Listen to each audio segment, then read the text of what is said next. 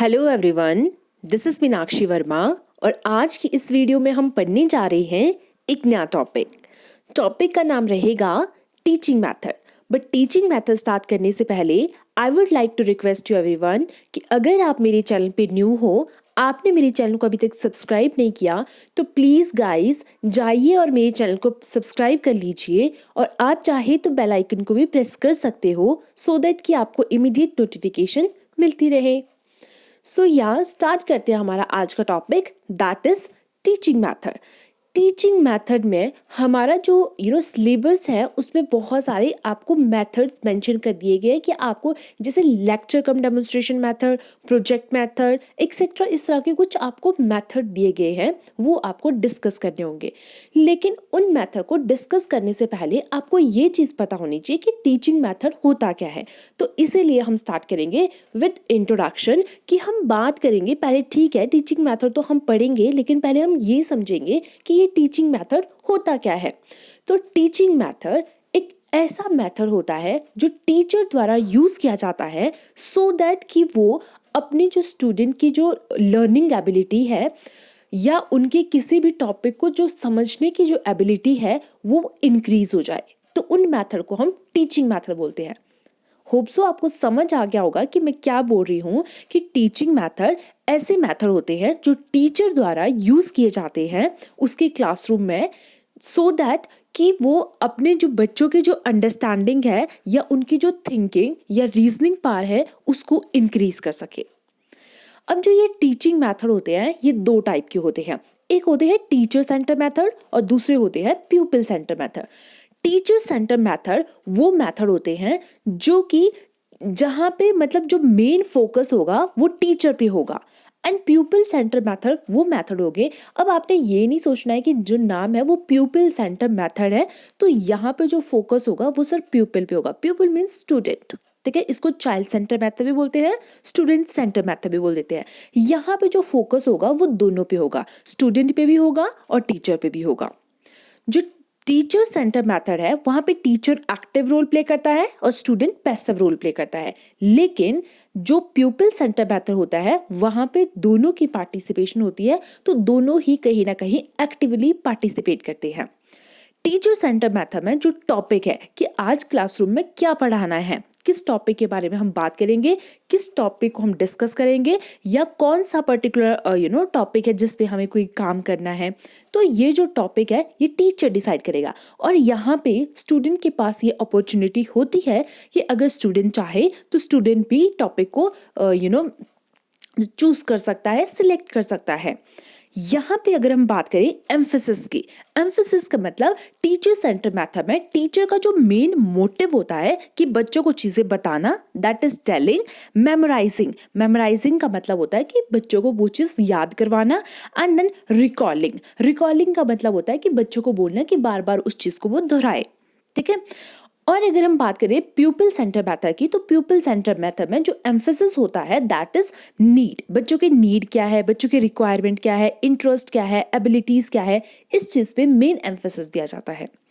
अगर हम बात करें टीचर सेंटर मेथड की, तो टीचर सेंटर मेथड में टीचर जो है वो बच्चों की कोई भी प्रॉब्लम है, कोई भी क्वेरीज होती है तो उनको टीचर सॉल्व करता है बाय दिस मेथड, ठीक है।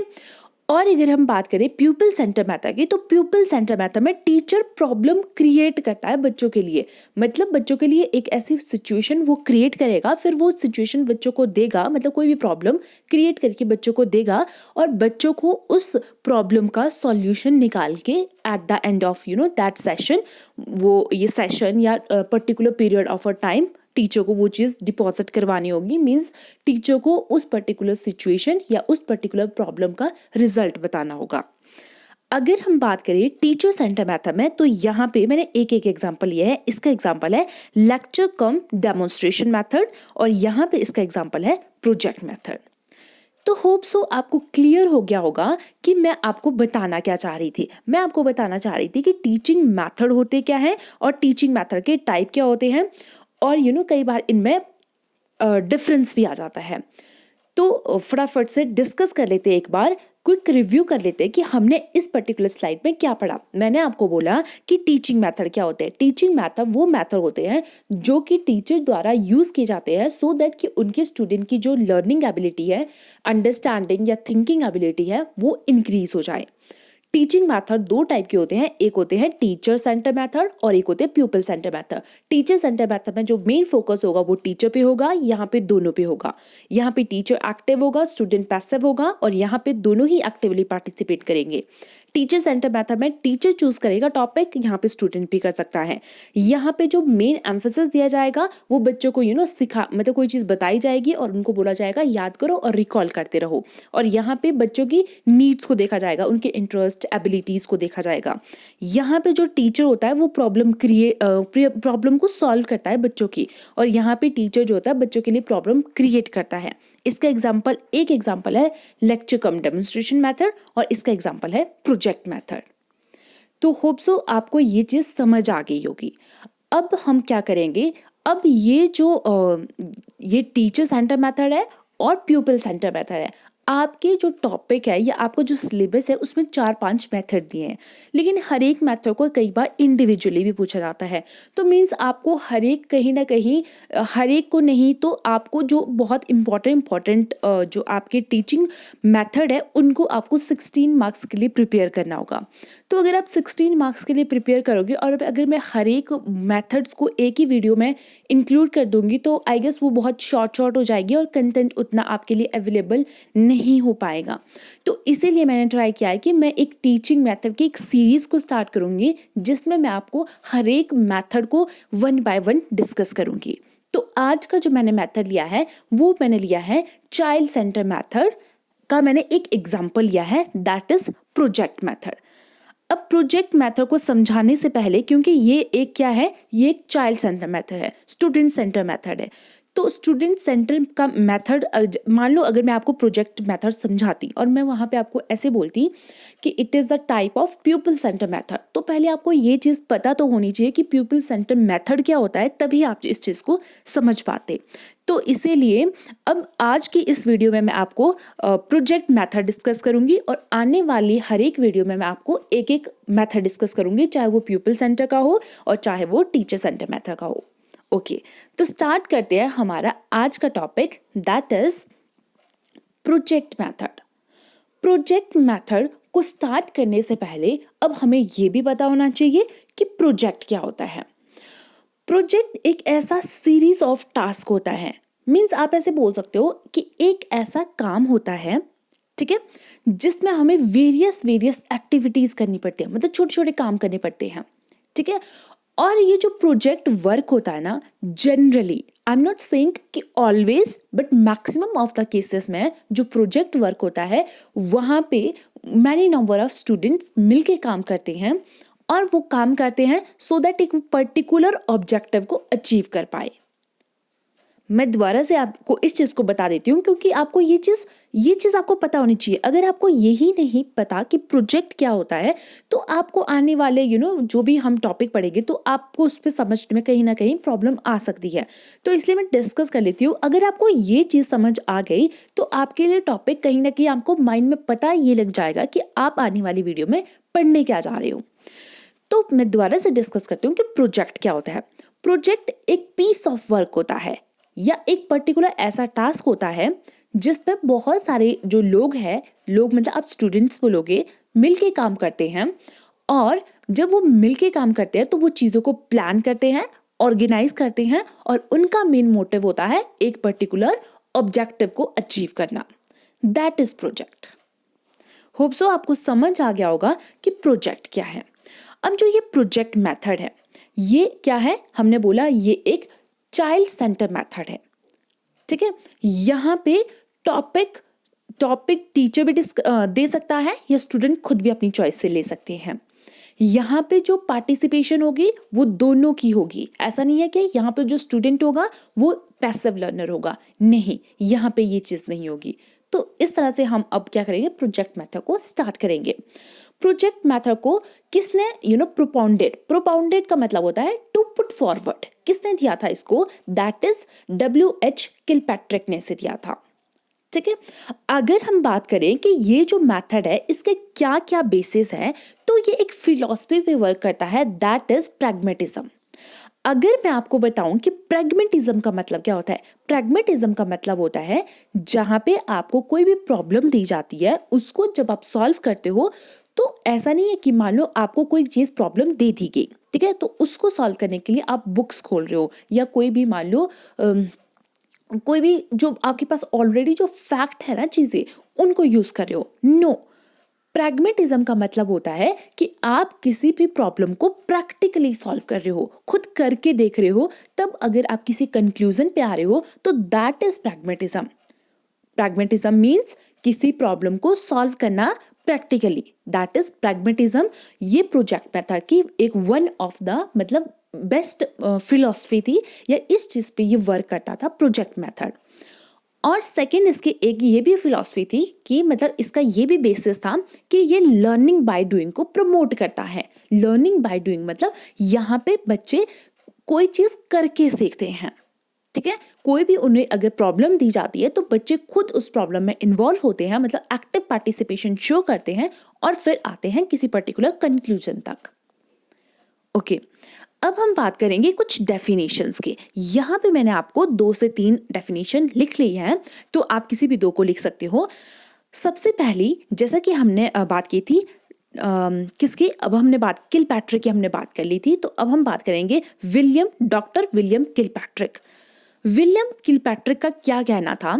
उनका कहना था कि प्रोजेक्ट जो होता है वो एक पर्पसफुल एक्टिविटी होती है, ठीक है। होल हार्टेड पर्पसफुल एक्टिविटी होती है। होल हार्टेड का मतलब क्या हुआ? एक ये ऐसी एक्टिविटी होती है जिसको आप पूरे दिल से करते हो, ठीक है।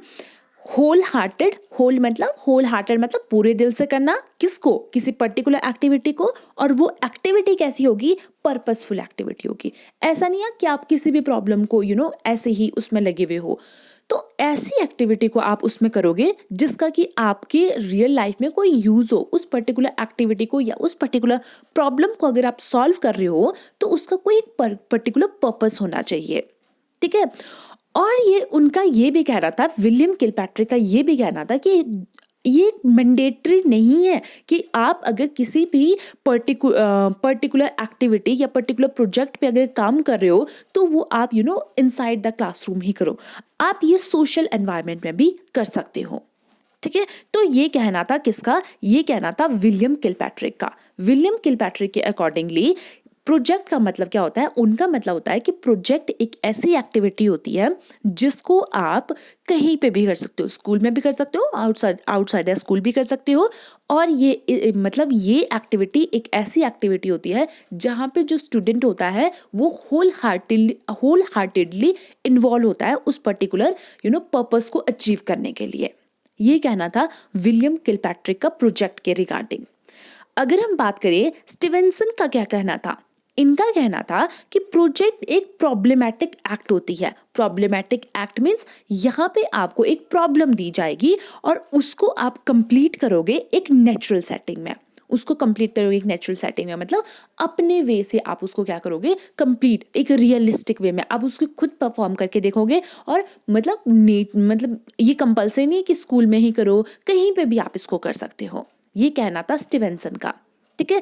और अगर मतलब इस तरह से 2 से 3 डेफिनेशन मैंने आपके लिए लिख लिया, 2 मैंने डिस्कस कर लिया, आप चाहे तो इसको भी इंक्लूड कर सकते हो, ठीक है। अब हम फटाफट से एक क्विक रिव्यू कर लेते हैं कि इस पर्टिकुलर स्लाइड में हमने क्या पढ़ा, ठीक है, कि क्या होता है प्रोजेक्ट, और इसकी कुछ डेफिनेशन जो हमने डिस्कस की थी उसको एक क्विक रिव्यू ले लेते हैं।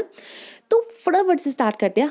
हमने सबसे पहले बात की थी कि प्रोजेक्ट क्या होता है। हमने बोला था कि प्रोजेक्ट एक ऐसा वर्क होता है जहाँ पे बहुत सारे जो स्टूडेंट्स होते हैं वो मिलके किसी भी पर्टिकुलर प्रॉब्लम को जो उनको दे दी जाती है या उनको जिस पे भी वर्क करना होता है उसको पहले प्लान करते हैं, फिर ऑर्गेनाइज करते हैं और फिर पर्टिकुलरली एक कंक्लूजन तक पहुँचते हैं। जो ये प्रोजेक्ट मेथड था ये किलपैट्रिक ने दिया था और इसका जो मेन फोकस था दैट इज प्रैग्मेटिज्म के बेस पे मतलब ये काम करता था। दैट इज मतलब स्टूडेंट यहाँ पे करके सीखेगा, प्रैक्टिकली सीखेगा। और फिर हमने कुछ डेफिनेशन की बात की थी विलियम किलपैट्रिक और जो स्टीवेंसन के द्वारा दी गई थी। ओके, अब चलते हैं हमारे नेक्स्ट टॉपिक पे, that is characteristics of project method. कि जो प्रोजेक्ट मेथड है इसके क्या क्या कैरेक्टरिस्टिक्स होते हैं, जिसको आप फीचर भी बोल सकते हो कि फीचर ऑफ प्रोजेक्ट मेथड क्या क्या होते हैं। First is problematic. प्रॉब्लमैटिक मतलब यहाँ पे जब भी कोई भी प्रोजेक्ट है, किसी पे भी आप काम कर रहे हो, तो आपका जो टॉपिक होगा ना, दैट इज अ प्रॉब्लम, मतलब उसमें एक प्रॉब्लम दी होगी जिस प्रॉब्लम को आपने क्या करना है, सॉल्व करना है। मतलब जब आप उस प्रोजेक्ट पे काम कर रहे हो तो हर एक जो प्रोजेक्ट मेथड होता है वो प्रॉब्लमैटिक होता है। ठीक है, प्रॉब्लमैटिक मतलब उसमें आपको एक प्रॉब्लम दे दी जाती है जिसको आपको सॉल्व करना होता है। Next is objective. ऑब्जेक्टिव मतलब हर एक प्रोजेक्ट जो मेथड होता है उसका एक ऑब्जेक्टिव होता है जिसको आपने अचीव करना होता है।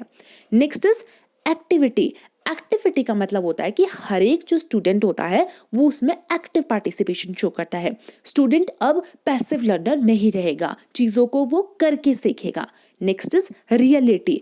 प्रोजेक्ट मेथड में ट्राई किया जाता है कि जो भी चीज़ें आप यूज़ करो उस पर्टिकुलर सिचुएशन में या उस पर्टिकुलर प्रॉब्लम को सॉल्व करते हुए, तो आप उसको रियल लाइफ से भी कनेक्ट करो। Next is liberty. लिबर्टी का मतलब होता है हर एक स्टूडेंट के पास फ्रीडम होती है। अब ये क्योंकि प्यूपिल सेंटर मेथड है, चाइल्ड सेंटर मेथड है, तो यहाँ पे ऐसा नहीं होगा कि जो टीचर ने सिखाया वही चीज़ होगी। ठीक है, लिबर्टी होगी हर एक स्टूडेंट के पास कि वो अपने अपने आइडियाज और थॉट्स को एक्सप्रेस कर सकता है।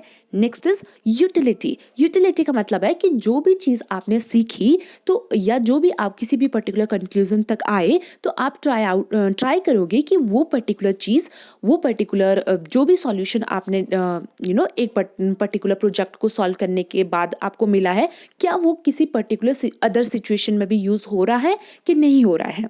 Next is integration. इंटीग्रेशन का मतलब होता है कि प्रोजेक्ट मेथड में जब आप काम कर रहे हो तो आप बाकी अदर सब्जेक्ट को भी इन्वॉल्व कर रहे होते हो।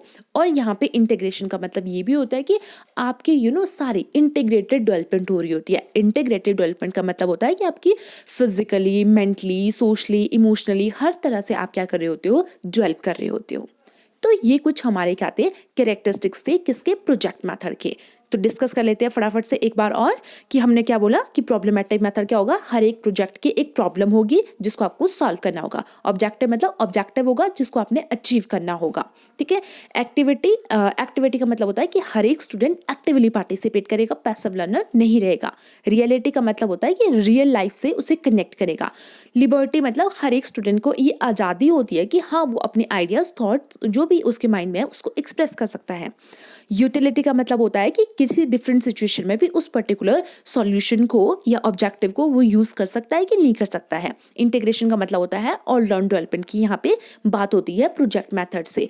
इंटेलेक्चुअल डेवलपमेंट भी होता है, कॉग्निटिव, इमोशनल, सोशल, मॉरल, हर एक डेवलपमेंट इसमें क्या होते हैं, यूज होते हैं। और ये बाकी सब्जेक्ट की नॉलेज को भी कहीं ना कहीं बढ़ा देता है। ओके, अब बात करते हैं हम स्टेप्स ऑफ प्रोजेक्ट मेथड। अभी तक तो हमने बात की थी फीचर या कैरेक्टरिस्टिक्स की, अभी तक हमने बात की थी कि प्रोजेक्ट मेथड होता क्या क्या है, मतलब क्या क्या कैरेक्टरिस्टिक्स होती है उसकी। अब हम बात करेंगे स्टेप्स। प्रोजेक्ट मेथड को जब हम कर रहे होते हैं तो क्या क्या स्टेप्स हम उसमें इन्वॉल्व करते हैं। First is providing a situation. Providing a situation मतलब यहाँ पे टीचर स्टूडेंट को एक पर्टिकुलर सिचुएशन प्रोवाइड कर देगा। ठीक है, पर्टिकुलर सिचुएशन प्रोवाइड कर देगा कि आपको इस मतलब या 2-3 सिचुएशन प्रोवाइड कर देगा कि उनमें से अब क्या करना होगा, बच्चे को कोई भी एक प्रॉब्लम को सिलेक्ट करना होगा। अभी यहाँ पे जो टीचर है वो इस सिचुएशन प्रोवाइड कर रहा है।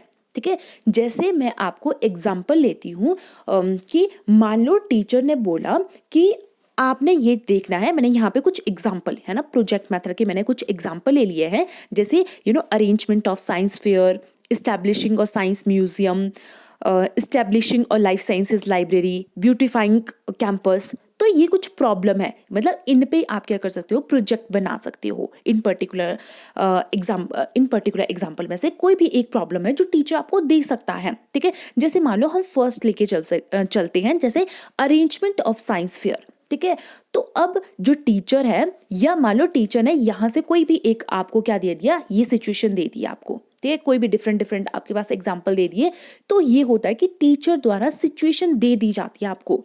ठीक है, अब आपने प्रॉब्लम को सिलेक्ट करना होता है। जैसे मैंने आपको बोला कि हम ना यहाँ से एक एग्जाम्पल ले लेते हैं, arrangement of a science fair.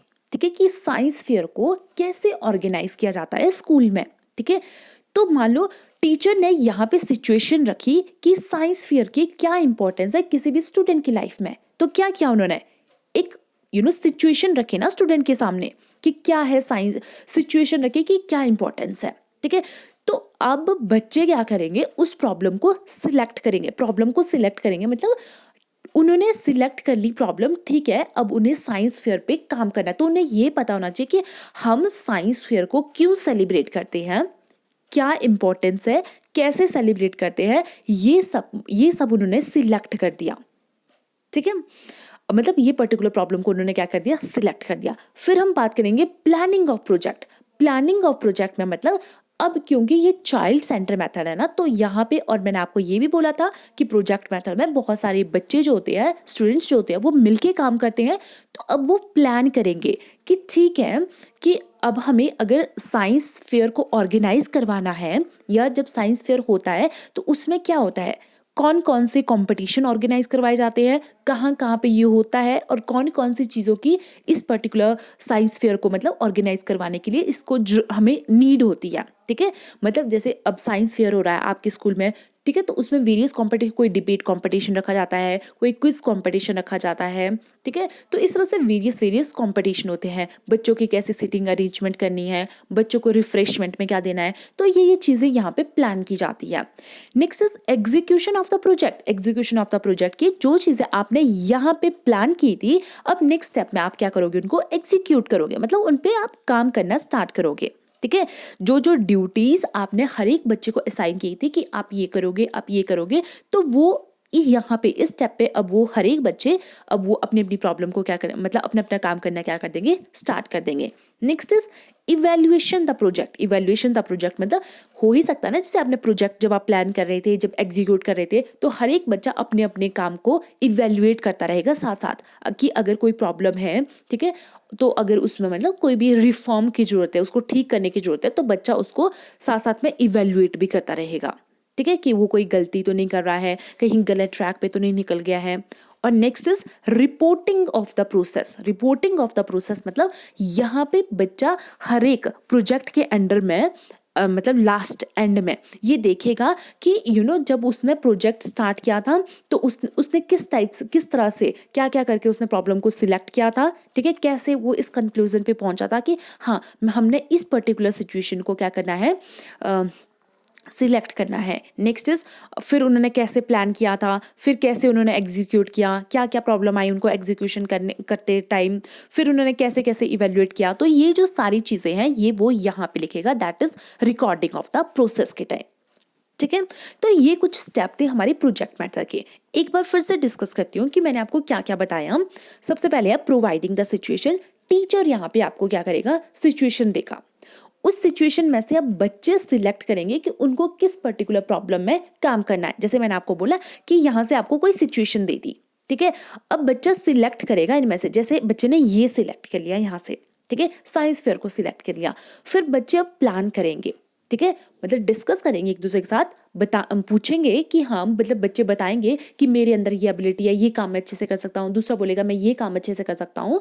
तो क्या करें, प्लान करें, तो एक को ये एक रिस्पॉन्सिबिलिटी दे दी जाएगी, दूसरे को दूसरी रिस्पॉन्सिबिलिटी दे दी जाएगी जिसमें उसकी एबिलिटी स्किल्स ज़्यादा है। नेक्स्ट फिर वो एग्जीक्यूट करेंगे, मतलब उस पर काम करेंगे, अपने अपने टॉपिक पे जो भी उन्होंने बांटे थे काम, उन पे वो काम करेंगे। नेक्स्ट इज इवेल्युएशन मतलब लास्ट में मिलके भी इवेल्युएट कर सकते हैं, जब वो कर रहे हैं तो जैसे जैसे वो आप अपनी एग्जीक्यूशन में आगे बढ़ रहे हैं तो साथ साथ में वो इवेल्युएट भी करते रहेंगे। और last is recording the process, मतलब जो भी आपने यहाँ पे चीज़ें की आपने, जैसे हम कोई भी टॉपिक करते हैं, है ना, जैसे हमें असाइनमेंट वर्क भी दे दी जाती है, तो लास्ट में हम क्या लिखते हैं, कंक्लूजन लिखते हैं कि पूरे उस टॉपिक में था क्या क्या। तो इस तरह से रिकॉर्डिंग का मतलब होता है आपने समरी में बताना होता है कि ठीक है आपने कैसे कैसे किया, कैसे आपने सिलेक्ट की प्रॉब्लम, कैसे फिर आप उन्हें प्लान किया, उसको कैसे एग्जीक्यूट किया, कैसे इवेल्युएट किया। तो ये सारी चीज़ें आपने यहाँ पे लिखनी है। ओके, होप सो आपको समझ आ गया होगा। ये जो स्टेप्स थे ये बहुत इंपॉर्टेंट थे, क्योंकि यही आपको बताएगा कि प्रोजेक्ट मेथड हम मतलब कैसे कैसे करते हैं। अब देखो ना, मैंने आपको बताया था कि प्रोजेक्ट मेथड का मतलब क्या होता है, टीचर यहाँ पे क्या करता है, इन मेथड को यूज करता है सो दैट कि स्टूडेंट की जो लर्निंग एबिलिटी है, थिंकिंग या रीजनिंग पावर है, वो इंक्रीज हो जाए। और हमने बोला था कि प्रोजेक्ट मेथड, अब देखो आपने, टीचर ने क्या दिया, बच्चों को प्रॉब्लम दे दी, तो प्रॉब्लम उन्होंने खुद सिलेक्ट की, ठीक है। प्रॉब्लम ऐसे मतलब उन्होंने जो भी टॉपिक जिस पे भी काम करा था वो उन्होंने खुद सिलेक्ट किया, चाइल्ड सेंटर मेथड है। बच्चे खुद चीज़ों को प्लान कर रहे हैं, खुद चीज़ों को प्लान करें तो उनकी थिंकिंग पावर बढ़ रही है कि नहीं बढ़ रही है, उनकी सोशल इंटरेक्शन बढ़ रही है कि नहीं बढ़ रही है, ठीक है। तो सेकेंड ऑब्जेक्टिव में मतलब एक्टिवली पार्टिसिपेट करेंगे बच्चे यहाँ पे। तो इस तरह से ये प्रोजेक्ट मेथड क्या हो रहा है, मतलब एक तो बच्चों की एक्टिव पार्टिसिपेशन को भी प्रमोट कर रहा है, लर्निंग बाय डूइंग से भी मतलब प्रमोट कर रहा है, और सेकेंडली बच्चे प्रैक्टिकल करके सीख रहे हैं यहाँ पे, है ना, खुद चीज़ों को देख रहे हैं कि हाँ ये चीज़ हो सकती है कि नहीं हो सकती है। तो ये प्रोजेक्ट मेथड का मतलब ये एक ऐसा मेथड होता है। तो इस तरह से हमने बोला था ना कि प्रोजेक्ट मेथड बच्चों की लर्निंग एबिलिटी को इंक्रीज करते हैं। तो इस तरह से टीचर जो है इस मेथड को यूज करके बच्चों की लर्निंग एबिलिटी को क्या कर सकता है, इंक्रीज कर सकता है, उसकी थिंकिंग एबिलिटी को इंक्रीज कर सकता है। अब बच्चे जब ग्रुप में काम करेंगे तो ऑब्वियसली उनकी सोशल इंटरेक्शन भी बढ़ेगी, ठीक है। ओके, अब हम बात करते हैं इस मेथड के मेरिट्स एंड डिमेरिट्स की। अब मेरिट्स को पढ़ने से पहले, ठीक है, मेरिट्स पढ़ने से पहले मैं आपको एक चीज़ बता दूं कि ये जो मेरिट्स है ये कुछ ऐसे पॉइंट्स होते हैं, अगर आपको टॉपिक समझ आ गया ना, तो अगर आपने ये नहीं भी पढ़े होते तो भी आप इनको अपने अपने वर्ड्स में लिख सकते हो, ठीक है। तो जैसे कि अब अगर आपको टॉपिक समझ आ गया होगा तो आपको ये जो मेरिट्स है वो बहुत ही ईजी लगेगी। तो आप चाहे तो इन पॉइंट्स, इनमें कोई और पॉइंट भी ऐड कर सकते हो, ठीक है। मैंने आपके लिए 8 से 9 पॉइंट ऐड कर लिए, आप चाहे तो इसमें और भी चीज़ें ऐड कर सकते हो और उनको अपने अपने वर्ड्स में एक्सप्लेन कर सकते हो। नेक्स्ट इज फर्स्ट मेरिट क्या है प्रोजेक्ट मेथड की, कोऑपरेटिविटी। मैंने आपको बताया था जब प्रोजेक्ट मेथड जब स्टार्ट होगा, दो ही तो इसकी मेन इंपॉर्टेंट चीज़ें थी, एक मतलब बहुत सारे स्टूडेंट मिलके काम करेंगे एक साथ, और सेकेंडली ये प्रैक्टिकल बेस्ड होता है, ठीक है। तो सबसे पहले क्या होगा, कोऑपरेटिविटी को इंक्रीज करेगा। नेक्स्ट इज अराइजेस और मेंटेन द इंटरेस्ट, बच्चों का इंटरेस्ट। अब जैसे देखो, अगर टीचर क्लासरूम में पढ़ा रहा है, बच्चे सब सुन रहे हैं, तो एक टाइम आता है ना कि उनका बोर्डम, हमने बात की थी लेक्चर मेथड में क्या होता है, एक टाइम तक बच्चे आके बोर हो जाते हैं। जब बोर हो जाते हैं तो ऑब्वियसली उनका इंटरेस्ट वहाँ पे क्या हो जाता है, लूज हो जाता है ना। लेकिन अगर हम प्रोजेक्ट मेथड बच्चों को प्रैक्टिकली अगर कोई चीज़ करने को देंगे तो उनका इंटरेस्ट बढ़ जाता है, और स्पेशली जब वो किसी एक उनके जो आंसर है वो निकलने स्टार्ट हो जाते हैं तो उनका इंटरेस्ट कहीं ना कहीं नई वो चीज़ें सीखते हैं उसमें। नेक्स्ट इज डेमोक्रेटिव वे का मतलब होता है कि इसमें जो स्टूडेंट और टीचर होते हैं वो फ्रीली एक्सप्रेस कर सकते हैं खुद को, स्पेशली स्टूडेंट यहाँ पे फ्रीली एक्सप्रेस कर सकते हैं। ऐसा नहीं है कि हाँ जो उनके पास फैक्ट नॉलेज है उसी को वो यूज़ करेंगे या जो टीचर ने बोल दिया वही सही है, नहीं, डेमोक्रेटिक वे है ये एक तरह का। नेक्स्ट इज साइंटिफिक एटीट्यूड तो सो ऑब्वियस है, जब चीज़ें प्रैक्टिकली करके दिखेगा तो साइंटिफिक एटीट्यूड तो वहाँ पे आएगा ही आएगा। Next is connecting the learning with reality. जब मैंने आपको इसके कैरेक्टरिस्टिक्स पढ़ाई थे तो मैंने आपको ये बोला था कि प्रोजेक्ट मेथड की ये एक कैरेक्टरिस्टिक्स होती है कि ये लो यहाँ पे आप जो भी चीज़ें लर्न करते हो उनको ट्राई करते हो कनेक्ट करने का रियल लाइफ से, ठीक है। तो अगर आप रियल लाइफ से कनेक्ट करके पढ़ रहे हो तो ऑब्वियसली वो एक मेरिट बन जाती है प्रोजेक्ट मेथड की। Next is no place for rote मेमोरिंग।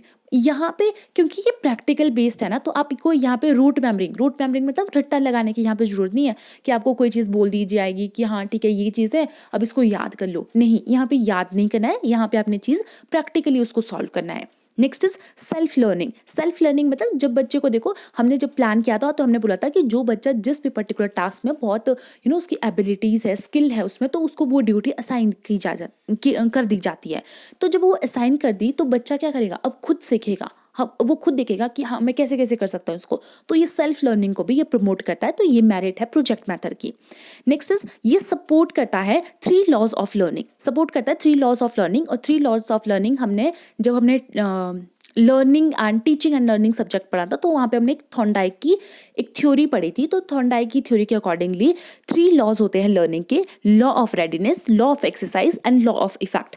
इन तीनों लॉज को क्या करता है ये प्रोजेक्ट मेथड क्या करता है, सपोर्ट करता है, प्रमोट करता है। मीन्स बच्चे के अंदर रेडीनेस होनी चाहिए, ये उनका इंटरेस्ट, बच्चे रेडी होनी चाहिए उस चीज़ को सीखने के लिए। ठीक है। फिर वो एक्सरसाइज मतलब वो प्रैक्टिस करते रहे बार बार, जब तक वो प्रैक्टिस नहीं करेंगे मतलब उनको कहीं ना कहीं हो ही सकता है कि गलत आ जाए उनके आंसर। तो ऐसा नहीं है कि उन्होंने उससे हो ऐसे मतलब डिसहार्टन हो जाना है कि हाँ नहीं यार हमारा तो गलत आ रहा है, हमारे से नहीं हो रहा है। नहीं, एक्सरसाइज करते रहना है, बार बार प्रैक्टिस करते रहना है। एंड लॉ ऑफ इफेक्ट, फिर जो मतलब यूज़ आया है उसको कहाँ कहाँ अप्लाई करेंगे, किस किस तरह से वो वैलिड है नहीं वैलिड है, मतलब जो ये तीनों जो लॉज है ना ऑफ लर्निंग के, उनको वो प्रमोट करता है कहीं ना कहीं। ठीक है, कौन? प्रोजेक्ट मेथड जो 3 लॉज ऑफ लर्निंग है उनको क्या करता है? प्रमोट करता है। Okay, next is correlation. Correlation वही कोऑपरेटिविटी। ठीक है, तो ये पॉइंट आपका कहीं ना कहीं मैच हो गया है। कोरिलेशन का मतलब वही कि बच्चों का यहाँ पे ना सब्जेक्ट अदर सब्जेक्ट के साथ भी लिंक बनता है, और कहीं ना कहीं बच्चों की जो डेवलपमेंट है वहाँ पे भी कोरिलेशन होता है। ऐसा नहीं है कि आपकी फिजिकल डेवलपमेंट होगी, ठीक है, या मेंटल डेवलपमेंट। आप ठीक है जब यहाँ पे पढ़ रहे हो, किसी एक्टिविटी में इन्वॉल्व हो रहे हो, तो आपकी इंटेलेक्चुअल स्किल ही बढ़ रही है। नहीं, इंटेलेक्चुअल के साथ साथ आपकी सोशल, मॉरल, इमोशनल हर एक डेवलपमेंट यहाँ पे होती है। तो ये कुछ मेरिट्स थी प्रोजेक्ट मेथड की। एक बार मैं फिर से डिस्कस कर लेती हूँ आपको कि मैंने आपको क्या क्या मेरिट्स पढ़ाई इसकी। फर्स्ट इज कोऑपरेटिविटी, है ना, बच्चे ग्रुप में काम करते हैं तो कोऑपरेशन की भावना उनके अंदर बढ़ जाती है। नेक्स्ट इज उनका इंटरेस्ट बना रहता है जब वो एक्टिवली पार्टिसिपेट करते हैं। नेक्स्ट इज बच्चों का ये एक डेमोक्रेटिक वे है सीखने का, अपने आप को वो फ्रीली एक्सप्रेस कर सकते हैं यहाँ पे। नेक्स्ट इज साइंटिफिक एटीट्यूड है क्योंकि बच्चा यहाँ पे करके सीख रहा है। नेक्स्ट इज लर्निंग, जब बच्चा कोई भी चीज़ सीखता है तो वो ट्राई करता है कि उसको रियल लाइफ से रिलेट करके सीखे। नेक्स्ट इज यहाँ पे रट्टे की कोई भी मतलब कोई जगह नहीं होती है, क्योंकि यहाँ पे आपको कोई फैक्ट दिया ही नहीं जाता है। जो भी चीज़ आप सीखते हो तो वो आप करके सीखते हो, और जब आप कोई चीज़ करके सीखते हो तो वहाँ पे आपको रट्टा लगाने की जरूरत पड़ती ही नहीं है। नेक्स्ट इज सेल्फ लर्निंग को प्रमोट करता है। नेक्स्ट इज जो 3 लॉज थे हमारी लर्निंग के, ठीक है, उनको भी ये प्रमोट करता है। Next is correlation. कोरिलेशन मतलब अदर सब्जेक्ट के साथ भी ये कोरिलेट करता है, और अगर हम डेवलपमेंट की बात करें तब भी ये कहीं ना कहीं रिलेटेड होता है। तो ये कुछ मेरिट्स थी प्रोजेक्ट मेथड की। अब हम बात कर लेते हैं demerits of project method. Demerits of project method को कि भी मैंने 6 से 7 पॉइंट रखे हैं, और सेम विद दिस ऑल्सो, जैसे मैंने आपको मेरिट्स में बोला था कि आप अपनी साइड से भी इसमें कुछ पॉइंट्स ऐड कर सकते हो, ठीक है, और अगर आपको सफिशिएंट लगे तो आप इतने के साथ भी जा सकते हो। First is time consuming method. अब आप एक प्रोजेक्ट को डिस्कस कर रहे हो, ठीक है, बहुत सारी चीज़ें होगी उसमें करने के लिए, तो ऑब्वियसली वो टाइम कंज्यूमिंग तो होगा, ठीक है, तो ये टाइम कंज्यूमिंग मेथड है। Not suitable for all subject. अब हर एक सब्जेक्ट में ये चीज़ पॉसिबल नहीं है। हो सकता है साइंस में पॉसिबल हो सकता है मैथ्स के कुछ टॉपिक में पॉसिबल हो, लेकिन हर एक टॉपिक के लिए, हर एक सब्जेक्ट के लिए ये मेथड पॉसिबल हो ऐसा कंपल्शन नहीं है, ठीक है। Next is more expensive method. जब आप किसी प्रोजेक्ट पे काम कर रहे हो, कोई रिसर्च कर रहे हो, तो आपको कहीं ना कहीं बहुत सारे इंस्ट्रूमेंट की जरूरत भी पड़ती है, ठीक है। तो अगर आपको इधर उधर जाना होता है तो आपको ट्रैवलिंग करनी पड़ती है, मतलब हो ही सकता है कि आपके प्रोजेक्ट की डिमांड कुछ भी हो सकती है, तो ये कहीं ना कहीं एक एक्सपेंसिव मेथड भी होता है।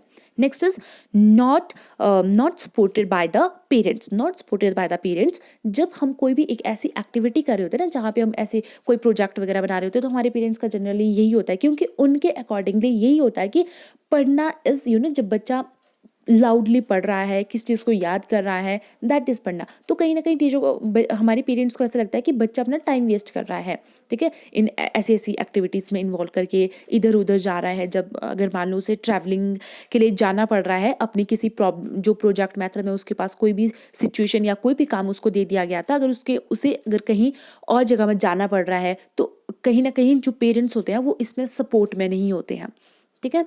Next is whole syllabus can not be completed. अब प्रोजेक्ट मेथड है, अगर एक ही टॉपिक को डिस्कस करने के लिए या उसके ऑब्जेक्टिव को अचीव करने के लिए मान लो आपको क्या लगे 1 वीक लग गया, तो अगर आपको उसी मेथड को अगर आप उसी टॉपिक को अगर आप लेक्चर मेथड से पढ़ाते तो आपको शायद वो 1 दिन में हो जाता, तो कहीं ना कहीं ये टाइम कंज्यूमिंग भी होता है। तो जब ये टाइम कंज्यूमिंग होगा तो ऑब्वियसली हो ही सकता है कि आपका सिलेबस जो है वो टाइमली कंप्लीट ना हो। Next is some objective may not be achieve. अब क्योंकि बच्चे खुद करके देख रहे हैं ना, इसमें हो ही सकता है कि बच्चों को मतलब इतने कैपेबल ना हो ही सकता है कि उनसे कोई एरर हो जाए और वो पर्टिकुलर ऑब्जेक्टिव जिसको अचीव करना चाहिए था या जो होना चाहिए था, हो ही सकता है मे बी वो ऑब्जेक्टिव अचीव ना हो। Next is not suitable for all type of a student. अब क्लास में बहुत सारे स्टूडेंट होते हैं, ठीक है, जो ब्राइट स्टूडेंट है वो तो इस काम को कर सके, लेकिन स्लो लर्नर्स भी होते हैं। हो सकता है कोई बच्चा है उसके नहीं है उतनी थिंकिंग स्किल, वो नहीं कर सकता सेल्फ लर्निंग मतलब उसको नहीं आती, उसे नहीं आता कि खुद कैसे मतलब चीज़ों को करा जाए, सीखा जाए, तो उन स्टूडेंट के लिए ये कहीं ना कहीं प्रॉब्लमेटिक मेथड बन जाता है। तो ये कुछ डीमेरिट्स थे हमारे प्रोजेक्ट मेथड के। तब अब आप क्या कर सकते हो, इस तरह से आप मेरिट्स डीमेरिट्स को भी लिख सकते हो। और फिर मैंने आपके लिए लास्ट में इंक्लूड किया है, that is role of role of teacher. Teacher का क्या रोल होता है इस पूरे मेथड में। फर्स्ट, टीचर जो होता है ना, यहाँ पे एक गाइड फ्रेंड की तरह एक्ट करता है, गाइड की तरह एक्ट करता है, या एक पार्टनर मतलब एक फिलोसोफर की तरह एक्ट करता है। जो हम बोलते हैं ना कि टीचर ने जो बोल दिया वही होगा, ऐसा नहीं है। यहाँ पे टीचर एक फैसिलिटेटर की तरह एक्ट करेगा, यहाँ पे सिर्फ गाइड करेगा बच्चों को, क्योंकि ये क्या है, ये एक चाइल्ड सेंटर मेथड है। नेक्स्ट, टीचर फिक्स कर सकता है, प्रोजेक्ट की टाइमिंग फिक्स कर सकता है कि बच्चों को ये बोल सकता है कि आपको 3 दिन का टाइम दे दिया जाता है और आपने इस प्रोजेक्ट को with in this time duration आपने कंप्लीट करना है। तो क्या होगा, इससे टॉपिक मतलब आप ज़्यादा नंबर ऑफ टॉपिक को कवर कर सकते हो। Next is provide democratic atmosphere. Teacher ये ट्राई कर सकता है कि हाँ वो एक ऐसी सिचुएशन मतलब एक ऐसा एनवायरनमेंट रखे क्लास में ताकि हर एक बच्चे अपने आप को फ्रीली एक्सप्रेस करे। Next, he must be experience. अब ऐसा ना हो कि टीचर ने बच्चों को कोई प्रोजेक्ट तो दे दिया लेकिन उसको खुद उसके बारे में कोई नॉलेज नहीं है, क्योंकि हमने बोला ये एक चाइल्ड सेंटर मेथड है, लेकिन हो ही सकता है कि बच्चों को कोई प्रॉब्लम आए। अगर बच्चों को कोई प्रॉब्लम आए, कोई क्वेरीज आए, तो टीचर एज अ गाइड की तरह एक्ट करेगा। तो गाइड की तरह एक्ट वो तभी कर सकता है, किसी भी पर्सन को आप तभी गाइड कर सकते हो जब आपको खुद उसके बारे में क्या हो, नॉलेज हो। तो इसीलिए टीचर का एक्सपीरियंस होना भी बहुत ज़्यादा इंपॉर्टेंट है। तो ये कुछ रूल भी थे। इस तरह से हमने ये जो पर्टिकुलर टॉपिक था इसको कवर कर लिया था। तो होप सो आपको ये पर्टिकुलर टॉपिक समझ आ गया होगा। अगर आपको टॉपिक समझ आया है, अगर आपको मेरा कंटेंट अच्छा लगा, तो आप मेरी वीडियो को लाइक कर सकते हो, शेयर कर सकते हो, सब्सक्राइब कर सकते हो। Thank you and have a nice day.